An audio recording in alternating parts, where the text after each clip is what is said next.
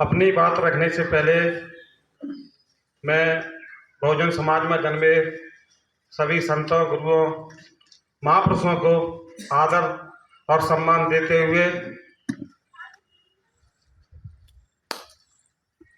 शिक्षा के महान क्रांतिकारी ज्योतिबा फुले, सावित्रीबाई फुले को नमन करते हुए symbol of knowledge Bharat Ratna परम पूज्य बाबा साहेब डॉक्टर भीमराव अंबेडकर जी को आदर और सम्मान देते हुए सखवार समाज में जन्मे महान संत कमल साहब जी को आदर और सम्मान देते हुए मंच पर विराजमान मंचासीन अतिथिगण, इस मीटिंग में उपस्थित सदन तो मैं आदर और सम्मान देते हुए अपनी बात रखता हूं। मुझे ज्ञात हुआ है कि राम प्रसाद का नाम पूर्सा धर्मशाला की मीटिंग में कई बार लिया गया है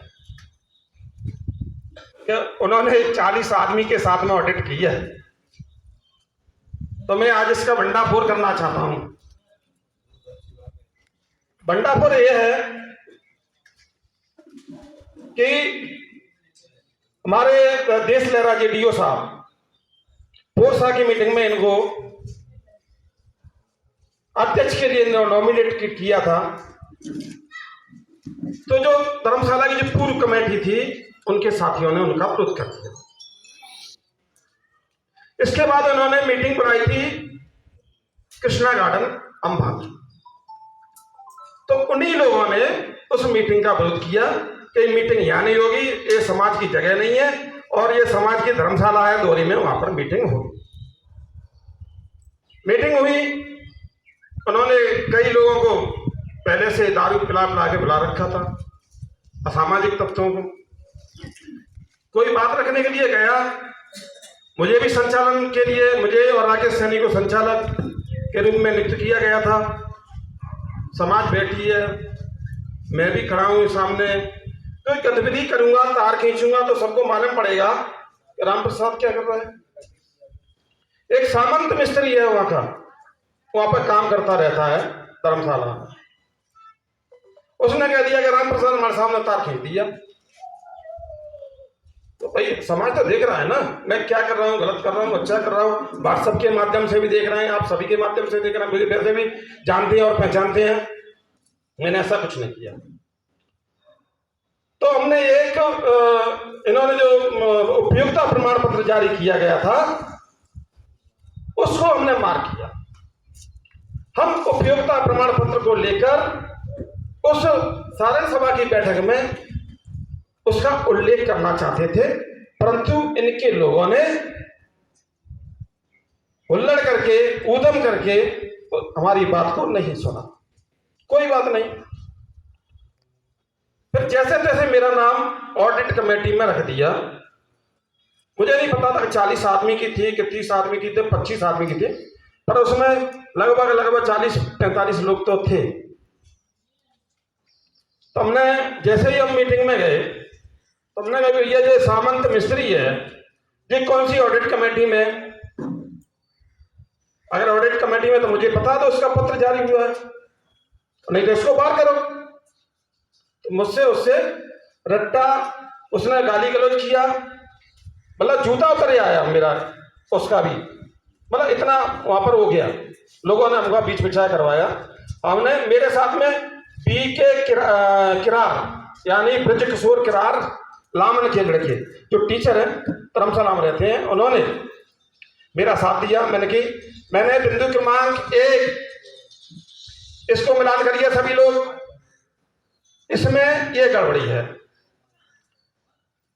तो बोले सभी ने मिलान किया, गड़बड़ी है, गलती है, कहाँ गलती है। अब मैंने कहा बिंदु क्रमांक 2 पे गए साहब, इसमें इतने का अंतर है, देखिए। यानी कुल मिला के मैंने 1 से लेकर 12 बिंदु तक उनके गलती पकड़ ली और गलती को पकड़कर मैंने कहा अब क्या होगा भैया समाज वाले बताओ। अब इनको माफी मांगना चाहिए किससे मांगना चाहिए? समाज से। तो भैया माफी मांग रहे हैं तो माफ करना, माफ कर दो, मुझे क्या आपत्ति है। तो उस समय के तत्कालीन कोषाध्यक्ष बनवारी लाल गोरमी वाले और रामेश्वर ने कान पकड़ के माफी मांगी कि हमसे साहब भूल तो हुई है, भूल हुई है, ठीक है। हमने उस पर टीप लगाई केसबुक पे। मैं एक प्राथमिक शिक्षक हूं, मैं केसबुक के बारे में ज्यादा नहीं जानता, परंतु मैं इतना जानता हूं, मैं सीएसी रहा हूं, मैंने विद्यालयों का निरीक्षण किया है। तो मैंने उस पर टीप लगाई कि इनके द्वारा इतनी इतनी गलती पाई गई और इन्होंने माफी समाज के जो उपस्थित लोग हैं इनके सामने माफी मांगी। उस शब्द को मैंने लिखा, लिखकर भैया अब तुम जाना, तुम्हारा काम जाना है। मेरी एक भूल हुई थी, मैंने उसकी रिपोर्ट नहीं बनाई थी उस समय, मैं इतना नहीं जानता था कि रिपोर्ट भी बनाऊं और समाज के सामने प्रस्तुत करूं। अब 40 लोगों की बात आती है तो 40 लोगों में अंगूठा टेक लोग थे। ऑडिट किससे करवाओगे साहब? और कह दिए ये ऑडिटर है, हम कह रहे हैं ये कलेक्टर है, क्या कलेक्टर हो जाएंगे? हम ये कह रहे हैं तहसीलदार है, तहसीलदार हो जाएंगे? ये विडंबना वहां की चलती रही है। तो ये तो रही बात, मेरा नाम बार बार उछाला जा रहा है ऑडिट कमेटी में। राम प्रसाद, सिर्फ राम प्रसाद ही थे क्या? और लोग नहीं थे? और लोगों ने क्या किया? क्या और लोग निकम्मे थे या अनपढ़ गंवार थे? उन्होंने बात को क्यों नहीं उसमें लिखा? तो मैंने जितना भी देखा, अब रही बात उसकी कि 6 साल की ऑडिट की है, 6 साल की तो कभी ऑडिट होती नहीं है। 1 साल की ऑडिट थी, 1 साल की, वो 1 साल की ऑडिट, उसमें सब लोगों के सामने भैया, सब लोगों की जैसी अब समाज में अगर माफ करते हो तो आप मका अकेले नहीं कहेंगे देना सजा दो, हम अकेले थोड़ी कहते हैं कि सजा दो भैया, सबकी मर्जी है, सब सजा देना सजा दो, माफ करना माफ कर दो। अब मैं प्रथम जो इनकी जो कार्यकाल था उसमें मेरी कोई सहभागिता नहीं थी, ना मैं मीटिंग में तो जाता था, लेकिन दूसरी बार में ये अध्यक्ष बने तो इन्होंने मुझे सदस्य बनाया, और सदस्य बनाया तो मैं तो अपना जो स्कूलों में रिकॉर्ड बनवाता हूँ वैसे ही मैंने बनवाया। मैंने कि इतने रजिस्टर लाओ, केसबुक लाओ, और इसको रजिस्टरों का एक लेखा होता है पूरा, कौन कौन सी पंजी है, कौन कौन सी फाइल है, वो मैंने बनवाई। लेकिन इन्होंने ये मना कर दिया, माने कि तुम ये काम मत करिए, जैसा चलना है तैसा चलाने दे। ठीक है साहब, कोई बात नहीं। जब केसबुक लिखी गई, जब भी केसबुक लिखी गई तब राम प्रसाद को बेदखल कर दिया गया। दौरी की धर्मशाला में हिसाब लिखवाने के लिए राम प्रसाद आ जा जल्दी, मोटरसाइकिल से हम 2 जने जा रहे हैं साहब। मैंने कि बिल वाचर बनाया दो कागज पे, और जो भी लिखा पड़ी थी वो मैंने 1-1.5 साल जैसे करीब की मेहनत कर रहे हैं तो मेहनत भी करवाई। मैं पहली बार जब उसमें बोर हो रहा था, दोनों तरफ से भूस के टीले लगे थे, तो हम और बांसदेव जो गुरुद्वारे के अध्यक्ष हैं, हम दोनों जने गए। रात में मच्छरन ने खाए खूब, रात भर नींद नहीं आई, फिर भी हमने वहां पर आई। तो इस प्रकार से जब मुझे केसबुक से बेदखल कर दिया, हमारी जो गुरुद्वारे की केसबुक लिखी गई, हमने एक कॉपी बनाई थी, एक आय की और व्यय की। तुरंत उसमें आय कितनी हुई, व्यय कितना हुआ, उस कॉपी में लिखते थे, और महीने में अपनी केसबुक लिख के तैयार कर देते थे। यहाँ पे जब हमको केसबुक से अलग कर दिया गया तो हमने सोचा इसमें दाल में काला है, और जब दाल में काला है तो अपन भी काले हो जाएंगे। फिर इन्होंने क्या किया, एक साधारण सभा की बैठक हुई धर्मशाला में। मुझे, वासुदेव को, गंगा सिंह आरोलिया को, महेश दादौरिया को, मेरे साथ में 7-8 लोग थे। ये बार बार ये मुद्दा उठता था कि हरि सिंह जो कोलियापुरा वाले हैं, ये कार्यकारी अध्यक्ष रहे थे, इन पर 1,01,000 रुपए का इन्होंने गमन किया है। कई साधारण सभा में हमने इसको आवाज को उठाया, समाज के सामने, शायद इसमें से काफी लोगों ने सुना भी होगा। लेकिन एक सारण सभा की बैठक हुई 2-3 साल बाद, उसमें हमको ये ले गए रामेश्वर अध्यक्ष 6-7 लोगों को और कहा इन्होंने कि आज तुम सारण सभा में हरी सिंह के बारे में कुछ नहीं कहेंगे। क्यों नहीं कहेंगे?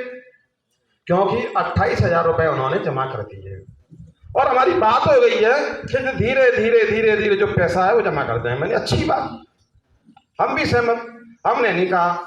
लेकिन दूसरे तीसरे दिन हमको दर्शन लाल जी मिले, उन्होंने कहा कि हमने ऐसा ऐसा सुना है कि वो पैसे जमा हो गए। मैंने यहाँ कर तो दिया है, क्या कैश बुक में देखे?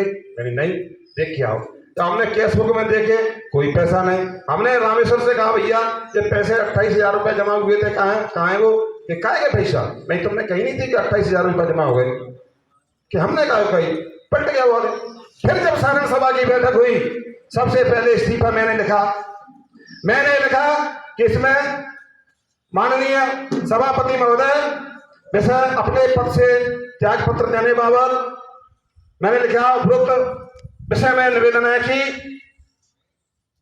वर्तमान अध्यक्ष रामेश्वर द्वारा सखबार समाज के प्रति आचरण ठीक नहीं है और ये कभी भी ये झूठ बोलता है और मैं इसके साथ में इसकी कार्यकारिणी में नहीं रहूंगा। मैंने त्याग पत्र दिया। इसके मेरे साथ में रामनिवास अखबार पालकेपुरा ने दिया, सम्मानित रामेश्वर नेताजी भी बैठे, इन्होंने भी इस्तीफा दिया। हम 3 लोगों ने इस्तीफा दे दिया क्योंकि इसका काला मुंह होगा तो हमारा भी साथ में होगा। इससे बचने के लिए हमने तुरंत इस्तीफा दे दिया। सम्मानीय हमारे साथ में रेंजर साहब जी बैठे हैं, इनको भी पता है, हमने इस्तीफा दे दिया। लेकिन हमारा इस्तीफा वर्तमान जो सभापति थे उन्होंने कहा नहीं, अभी तुमको इनके कार्यकाल और देखना है तो हमको वो बना रहे। लेकिन जब इनका चुनाव आया और इन्होंने जबरदस्ती से जैसे उसमें विवाद हुआ, दिसलहरा जी भी आए और उनका विवाद हुआ, तो विवाद के बाद हमने कह दिया भैया हम तेरे साथ नहीं हैं। फिर उसने हमको पकड़ के जबरदस्ती से हमारे साथ वो अपने साथ में फोटो खिंचाए, नहीं तुम अलग मत हो। मैंने कहा नहीं, गलत का साथ नहीं देंगे, गलत का बिल्कुल साथ नहीं देंगे। तब ने उस समय से त्याग पत्र दे दिया। और जो गतिविधि हो रही है मैं तो इसकी पूर्ण रूप से निंदा करता हूं। जो इनकी अपन जो अध्यक्ष बनाते हैं, ये कबीर सत्संगियों का धर्मशाला है, इसमें पंचशील वाला व्यक्ति, पंचशील जिसने धारण किया है वो व्यक्ति होना चाहिए। क्योंकि पंचशील जो धारण नहीं की है वो तो नशा है, वो तो अपने पद के नशा में बोल रहा है, यहाँ कुछ कह रहा है वहां कुछ कह रहा है, मतलब उसकी कोई मिथ्या वचन दे रहा है, झूठ बोल रहा है, चोरी लगा रहा है कि दिनेश ने चोरी कर ली है? दिनेश ने चोरी करी तो क्या बात, सीसीटीवी कैमरे के बंद करा दिया मैनेजर ने, मैनेजर भी इसमें मिला हुआ है। और फिर मैनेजर को हम 8,000 रुपए क्या दे रहे हैं, चोरी करवाने के लिए दे रहे हैं। इतनी बड़ी चोरी हो गई और चोरी हो गई तो रिपोर्ट क्यों नहीं कराई? अब वही रिकॉर्ड अब उसी कार्यकारिणी के पास मिल रहा है। अब चोर कौन है? राम सनेही जी भी यहाँ पर दूसरों के बारे में बुरी बुरी बातें कहते हैं, लेकिन अपने बारे में खुद को नहीं पता कि हमारे बारे में भी समाज को पता है। हमें किसी के बारे में, मैं समझता हूँ एकता के लिए, सखबार समाज में एकता के लिए मेरी राय है, मैं समझता हूँ गलती मुझसे भी हुई है, गलती मुझ पे भी होती है। लेकिन मैं अगर गलती होगी समाज वाले बताएंगे तो मैं उसे माफी मांगूंगा और माफी मांगकर समाज से क्षमा तो मांग लूंगा। लेकिन जो व्यक्ति गलती कर रहा है और समाज से क्षमा भी नहीं मांग रहा है तो वो तो डबल गलती वाला हो गया। क्यों गलती कर रहा है, गलती पे गलती कर रहा है, मान भी नहीं रहा है। और अकेले रामेश्वर नहीं है इसमें गलती करने में, उनकी पूरी टीम है गलती करने में, कराने में। और समाज से क्षमा मांगने में कोई छोटा नहीं होगा, समाज से क्षमा मांगने में तो और बड़ा होता है व्यक्ति। और मैं आपको क्या बता दूं, मुझसे तो रामेश्वर ये भी कहते थे कि देखो जी हम अंगूठी पैरे फिर रहे हैं, दिल्ली चले करता हूँ माई संघ में, जो टिकट के ठेकेदार रहते कांग्रेस से बीजेपी के लोगों से मतलब चलो हम तुम्हें टिकट दे पा देंगे, खर्च करा रहे हैं, दिल्ली में जाए हैं, भोपाल में जाए हैं, चलो तुम मायका अंगूठी बनवाओ, तुम मायका कपड़े बनवाओ। इनकी बिजनेस के बारे में मैं जानता हूं, मैं ज़्यादा कुछ नहीं कहना चाहता, क्योंकि समाज को सबको पता है। और मैं पुनः एक बार समाज से अपील करूंगा कि वो हम सब लोग लड़ाई झगड़े छोड़कर, FIR से कुछ नहीं होगा, सामाजिक दंड भी बहुत होता है। समाज की निगाहों से कोई व्यक्ति गिर जाए तो वो कभी उठता नहीं है, वो सोच रहा होगा मैं समाज की निगाहों से उठ जाऊंगा तो नहीं उठेगा। तो मेरा कहने का मतलब ये है कि अपन सब लोग जो अभी तक जो गतिविधियां चल रही हैं, मैं भी इससे त्रस्त हूँ। व्हाट्सएप पे देखता हूँ सुबह खोल के, कहीं कोई किसी से अभद्रता कर रहा है, कहीं कोई किसी से कुछ कह देता है। तो ये इस पर भी प्रतिबंध, जो सखवार समाज का सखवार समाज के बिखरे मोती जो ग्रुप है, उस पर तो बहुत ही ज़्यादा आतंक मचा हुआ है। जबकि उस ग्रुप पर एक सामाजिक सद्भावना के साथ में लोगों को व्यवसाय करने की, नई तकनीकी की नई शिक्षाएं देने की बात होनी चाहिए, वहाँ पर अभद्रतापूर्ण बात हो रही हैं। तो ऐसे ग्रुप को बंद कर देना चाहिए। और मैं ज़्यादा कुछ नहीं कहूँगा कि आप सभी लोग समझदार हैं। और मैं अपनी बात खत्म करते हुए जय भीम, नमो बुद्धाय।